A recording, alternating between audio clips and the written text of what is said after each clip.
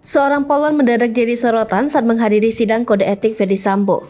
Tak hanya datang, polwan tersebut juga terlihat menangis saat sidang tersebut. Belum diketahui secara jelas alasan polwan tersebut menangis di sidang Ferdy Sambo. Banyak pengguna media sosial yang lantas penasaran dengan sosok polwan tersebut. Bahkan ada sebagian netizen menduga bahwa polwan tersebut adalah AKP Rita Yuliana yang sempat disebut punya hubungan spesial dengan Sambo. Lalu muncul isu bahwa sosok yang menangis tersebut adalah Bribda Ismi Aisyah. Nama Bribda Ismi Aisyah juga sebetulnya sudah tidak asing di telinga masyarakat. Bribda Ismi Aisyah pernah menjadi sosok polisi yang menangani kasus bom panci di Bandung. Atas berbagai dugaan dan isu liar tersebut, Bribda Ismi memberikan klarifikasi bahwa polwan yang menangis di sidang Sambo bukan dirinya.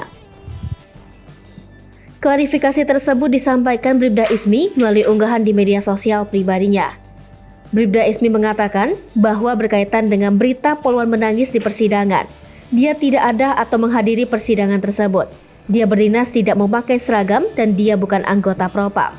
Hai pemirsa Sri Popo TV, jangan lupa komen, like, dan subscribe, serta tonton terus berita-berita terupdate lainnya ya.